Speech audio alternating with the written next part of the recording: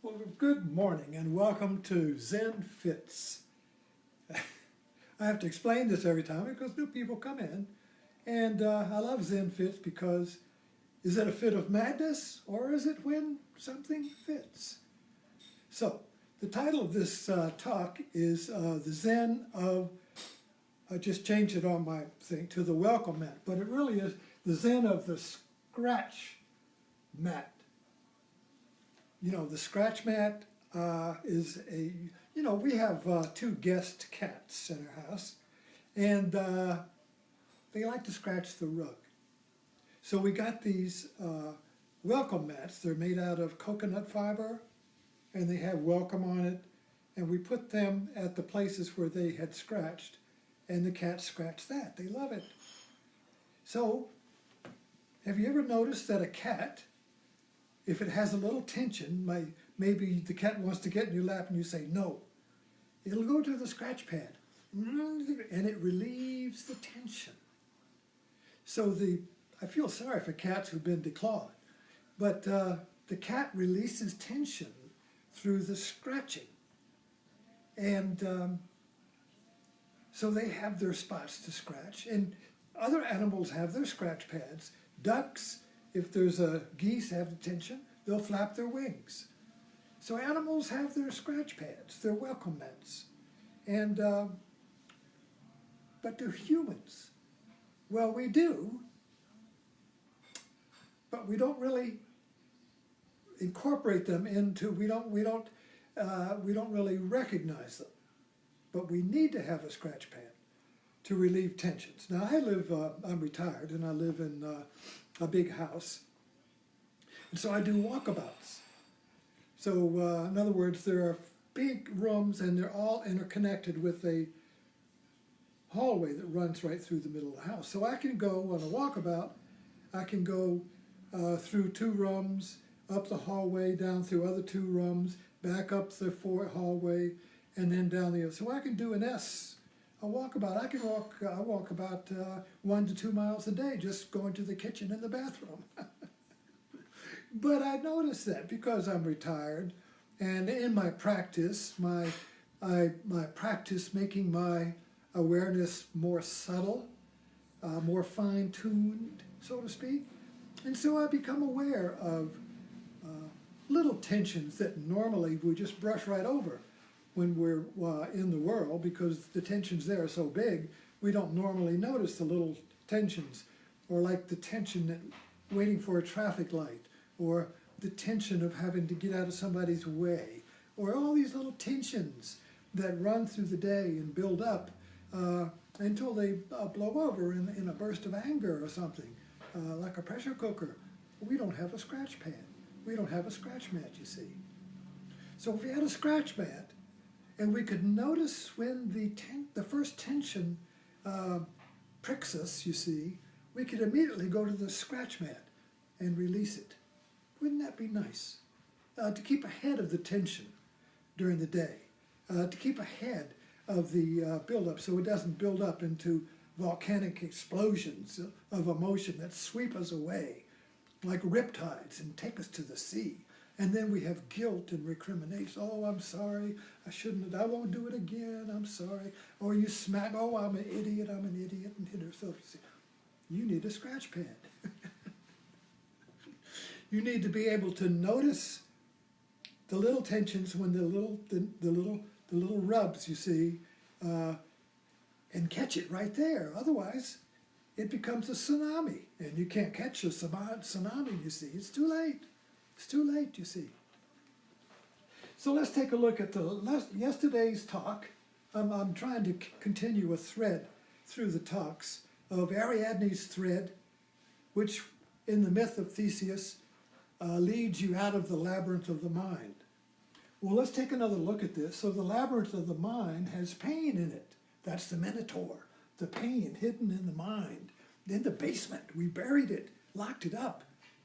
Don't even go down there. Do not enter, you see. This Minotaur is down there, our pain body. And so the pain body has to come up. So it comes up in these little rubs, and it builds up. And then finally it just breaks out of the basement and overtakes us in an anger fit or in a reversal into a depression.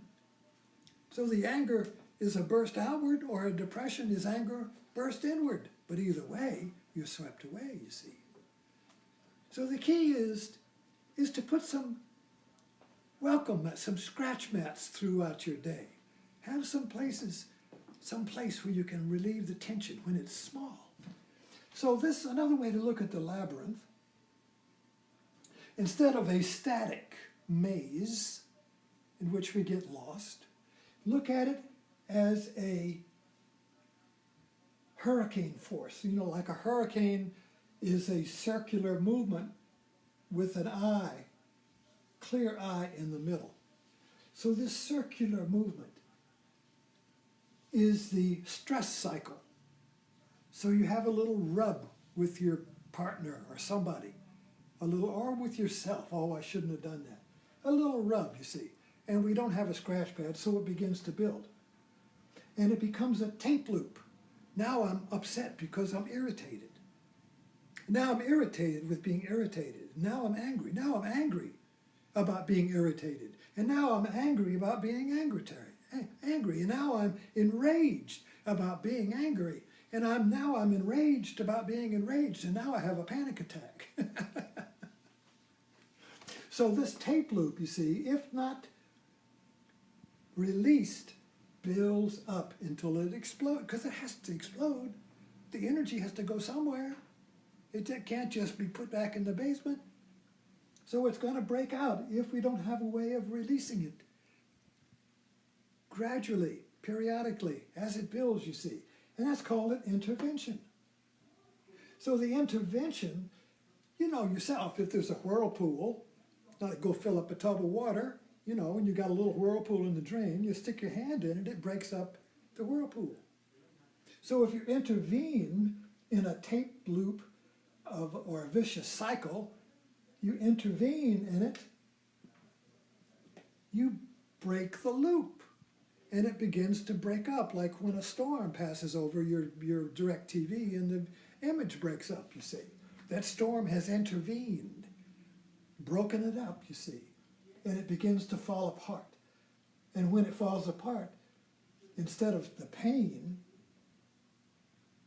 being at the center, clarity, our basic goodness is at the center. Our joie de vivre, our basic goodness, our joy in life is our basic ground, you see. And it's upon this basic goodness that we create these tension hurricanes that hide our basic goodness. And then we think, instead of basic goodness, I have basic pain, basic unworthiness, basic self-loathing. And this just increases the hurricane or the tension loop or the labyrinth until it erupts violently and sweeps us away, which just creates the next round, you see.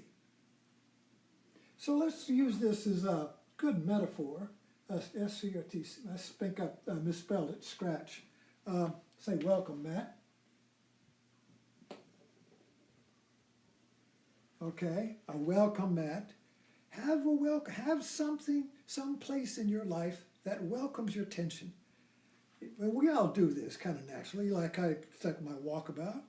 I have a friend of mine who plays the piano, and if he has tensions, he comes to the piano and transmutes that tension into music. Or maybe, you know what, we have anything. Washing the dishes. You can use washing the dishes as a transmutation. You have a tension, you wash the dishes, you imagine, you just do the dishes, and you create the washing of the dishes as a washing of the tension. And the more you focus and just do the dishes, the more you're not focused on the tape loop and the story of why you're upset, you see. So you take your mind off the story of the tension that holds it, and you just do the welcome mat. It could be anything. That's why people go to the gym, they go running, they bike, you know. These are all welcome mats for tension.